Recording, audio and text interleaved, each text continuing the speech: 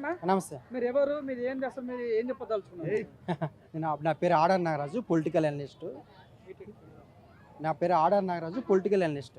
ఓకేనా. ఈరోజు ఏదైతే భారత్ అదేవిధంగా పాకిస్తాన్, ఈ రెండు దేశాల మధ్య ఏదైతే ఉధృత వాతావరణం ఉందో, భారతదేశం ఏదైతే భారత సైన్యం అదేవిధంగా భారత ప్రభుత్వం రాజకీయ పరంగా అదేవిధంగా యుద్ధనీతి ఈ రెండు అంశాలను కూడా చాలా బలంగా వ్యవహరిస్తుందని మనం చెప్పుకోవచ్చు. అదేవిధంగా పాకిస్తాన్లో కూడా రాజకీయ సంక్షోభం ఏర్పడింది. పాకిస్తాన్ ప్రధానమంత్రి కూడా రాజీనామా చేసే అవకాశం ఉంది. ఎందుకంటే గత 2 నెలల నుంచి పాకిస్తాన్లో ఆర్థికపరమైన సంక్షోభం ఉంది. అదేవిధంగా ఏదైతే సింధు నది జలాల అంశం ఏదైతే ఉందో, ఈ సింధు నది జలాల అంశం ఏదైతే ఉందో ఇక్కడ పాకిస్తాన్కి వాటర్ వెళ్లకుండా ఆపడం జరిగింది. అదేవిధంగా గతంలో భారతదేశం మీద పాకిస్తాన్ వాళ్ళు అనేక సార్లు దాడి చేసినా సరే ఏసారి కూడా భారతదేశం సింధు జలాలని ఆపలేదు. కాబట్టి ఈరోజు కూడా ఏదైతే ఈ సింధు జలాల ఒప్పందం అంశం ఏదైతే ఉందో, ప్రపంచ బ్యాంకు మధ్య జరిగిన ఒప్పందం, ఈ బ్యాంకు అంశం కూడా ఈరోజు ప్రపంచ బ్యాంకు కూడా సింధు జలాల అంశం మీద ఖచ్చితంగా అంటే ఏ రకమైన కండిషన్ ఇవ్వలేకపోతుంది, ఏ రకమైన ఆర్డర్ కూడా ఇవ్వలేకపోతుంది. ఎందుకు ఆపేరు అని ప్రశ్నించలేకపోతుంది. ఎందుకంటే పాకిస్తాన్ యొక్క వ్యవహార శైలి భారతదేశం ఏ రోజు కూడా అలాంటి పరిస్థితులు వస్తే తప్ప మన భారతదేశం ఏ రోజు కూడా సింధు జలాలు ఆపలేదు.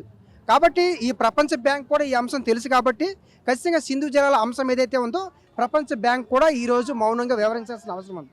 అదేవిధంగా పాకిస్తాన్లో కూడా రాజకీయ సంక్షోభం. ఎందుకంటే మన భారతదేశంలో ఒకవైపు ప్రభుత్వం ఆర్మీని 2 కోఆర్డినేట్ చేసుకుంటూ ఏదైతే ఇతర దేశాల మీద యుద్ధంకి వెళ్ళినప్పుడు వ్యవహరిస్తారు. పాకిస్తాన్లో ఆ రకంగా ఉండదు.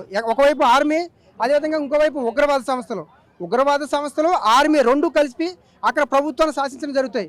గతంలో ఉన్న ఏదైతే 2022లో ఇమ్రాన్ ఖాన్ అక్కడ పాకిస్తాన్ ప్రధానమంత్రిగా ఉన్నప్పుడు కూడా ఇమ్రాన్ ఖాన్ ఒక వ్యాఖ్యలు చేయడం జరిగింది భారతదేశం మీద, అదేవిధంగా నరేంద్ర మోడీ గారి మీద ఒక పాజిటివ్గా ఒక వ్యాఖ్యలు చేయడం జరిగింది.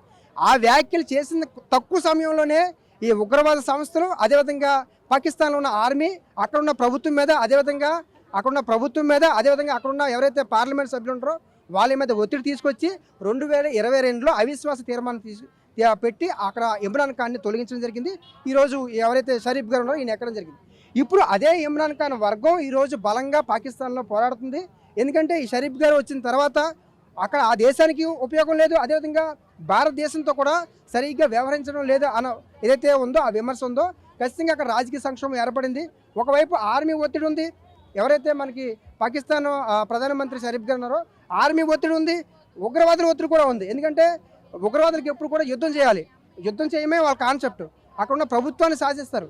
కాబట్టి ప్రభుత్వానికి కూడా యుద్ధానికి మీరు పర్మిషన్ ఇవ్వకపోతే, యుద్ధం చేయడానికి మీరు సహకరించకపోతే మీ ప్రభుత్వం మేము దించేసి ఇంకో వ్యక్తిని ఎంచుకుంటాం అన్న డిమాండ్ చేసే పరిస్థితులు అక్కడ ఉంటాయి. కాబట్టి ఖచ్చితంగా పాకిస్తాన్లో ఈరోజు ఆర్థిక సంక్షోభం ఉంది, అదేవిధంగా రాజకీయ సంక్షోభం ఉంది, ఆర్మీ ఒత్తిడి ఉంది.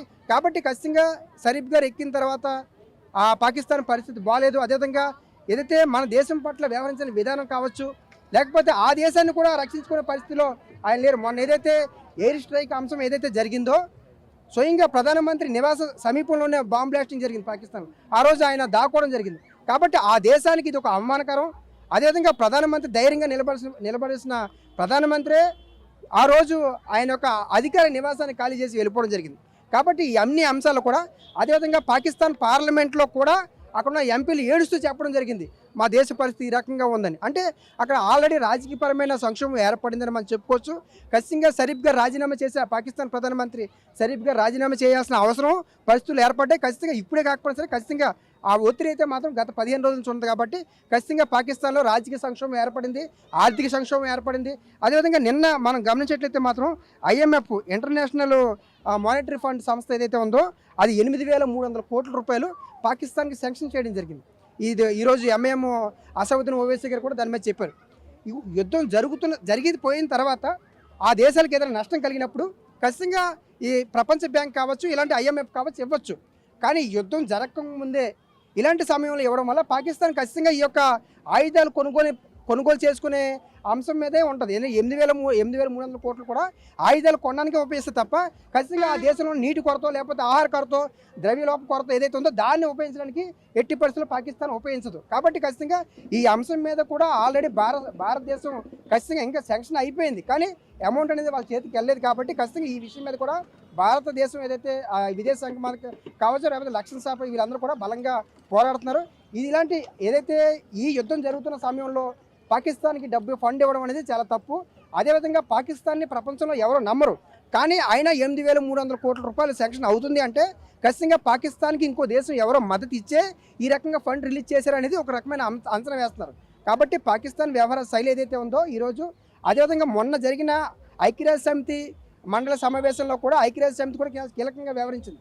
ఏదైతే భారత్ పాకిస్తాను అంశాలు ఏదైతే ఉన్నాయో ఈ భారత్ పాకిస్తాన్ అంశం ఏదైతే ఉందో ఖచ్చితంగా ఇది 2 దేశాలు సరిదిద్దుకోవాలి తప్ప అది మేము ఒత్తిడి తీసుకొచ్చి చేసేది కాదు. 2 దేశాల మధ్య ఉన్న ఏదైతే అంశం ఏదైతే ఉందో అది ప్రపంచానికి మంచిది కాదని చెప్పడం జరిగింది. అదేవిధంగా చాలామంది అంటున్నది ఏంటంటే ఐక్యరాజ్య సమితి ఎందుకు జోక్యం చేసుకోవట్లేదు అని చెప్పడం జరిగింది. ఒకసారి మనం గమనించేట్లయితే మాత్రం ఐక్యరాజ్య సమితి చాలాసార్లు జోక్యం చేసుకోవడం జరిగింది. 1965లో కూడా భారతదేశంలో భారత్ పాకిస్తాన్ యొక్క యుద్ధం జరిగినప్పుడు 1965లో కూడా ఐక్యరాజ్య సమితి జోక్యం చేసుకుంది.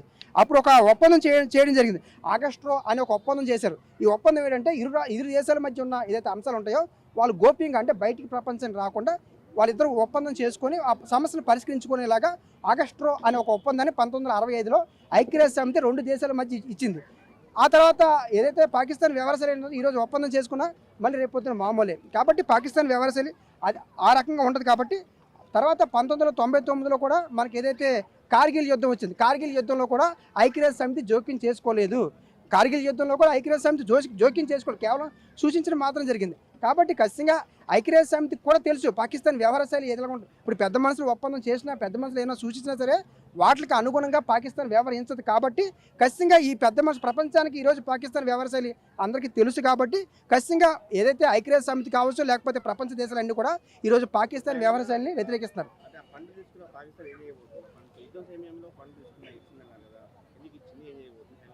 అదే అండి, పాకిస్తాన్కి ఇంత ఫండ్ ఇప్పుడు వచ్చింది అంటే ఖచ్చితంగా పాకిస్తాన్ వెనకాతల ఇంకెవరైనా దేశం ఖచ్చితంగా సపోర్ట్ చేసి హామీ ఇచ్చే తీసిందని అనుకుంటున్నాం. ఎందుకంటే పాకిస్తాన్ని ఈరోజు నమ్మడానికి లేదు.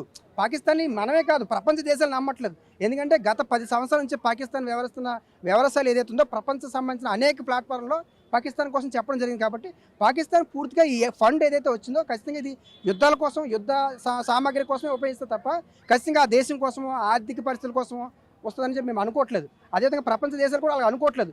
భారతదేశం కూడా ఈ యొక్క ఏదైతే ఫండ్ రిలీజ్ చేస్తారో ఈ అంశం మీద క్లారిటీ ఇవ్వమని అడుగుతున్నారు. ఇప్పుడు ఆయుధాలతో ఇండియా మీద అటాక్ చేసే ఛాన్స్ ఉందా?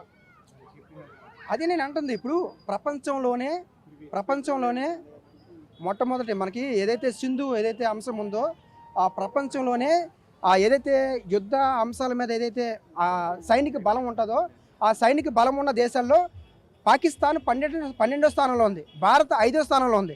అంటే భారత్ యొక్క సైన్యం అనేది 5వ స్థానంలో ఉంది, పాకిస్తాన్ ర్యాంక్ 12వ స్థానంలో ఉంది. కాకపోతే పాకిస్తాన్ యొక్క స్ట్రెంత్ ఏంటంటే ఇతర దేశాలు అంటే చైనా కావచ్చు ఇంకా ఇతర దేశాల సపోర్ట్ తీసుకునే అవకాశం ఉంది. ఇతర దేశాలు కూడా డైరెక్ట్గా మద్దతు ఇవ్వట్లేదు, ఇండైరెక్ట్గా మద్దతు ఇస్తున్నాయి. కాబట్టి ఖచ్చితంగా పాకిస్తాన్ ఆ రకమైన వ్యవహార శైలి ఉంది. ఖచ్చితంగా నిజంగా పాకిస్తాన్కి నిజంగా ధైర్యం అంటే సైన్యంతో యుద్ధం చేయాలి. కానీ మన దేశంలో నిరాయుధాయులు అంటే ఆయుధాలు లేని వ్యక్తుల మీద పాకిస్తాన్ యుద్ధం చేస్తుంది, అమాయకుల మీద. ఇది ప్రపంచ దేశాలన్నీ గుర్తిస్తున్నాయి. మొన్న కూడా ఇజ్రాయేల్ రాయబారి అయినటువంటి ఇజ్రాయేల్ రాయబారి ఆ వ్యక్తి కూడా చెప్పారు, భారత్ మీద దాడి జరిగినప్పుడు భారత్ ఖచ్చితంగా అవతల ఏదైతే వాళ్ళ సెల్ఫ్ డిఫెన్స్ కోసం ఖచ్చితంగా పాక్ మీద దాడి చేసే రైట్స్ భారత్కు ఉంటాయి అనే విషయం ఇజ్రాయేల్ రాయబారి చెప్పడం జరిగింది. కాబట్టి ఖచ్చితంగా ప్రపంచ దేశాలకు అన్నింటిలో కూడా పాకిస్తాన్ వ్యవహార శైలి తెలుసు. కాబట్టి అదేవిధంగా భారతదేశం ఏదైతే గైడెన్స్ ఇస్తుందో అదేవిధంగా ఆర్మీకి కూడా అందరూ మద్దతుగా నిలవాల్సిన అవసరం ఉంటుంది. అదేవిధంగా మన తెలుగు జవాన్లు కూడా 2-3 చనిపోవడం జరిగింది. వాళ్ళు ఖచ్చితంగా సానుభూతి ప్రకటిస్తున్నాం. ప్రభుత్వాలు కూడా వాళ్ళకి ఆదుకోవాల్సిన అవసరం ఉంటుంది, అన్ని రకాలుగా సపోర్ట్గా నిలవాల్సి ఉంటుంది. ప్రజలు కూడా ఆర్మీకి కేంద్ర ప్రభుత్వం గైడెన్స్కి పాటించాల్సిందిగా కోరుతున్నాం. Thank you.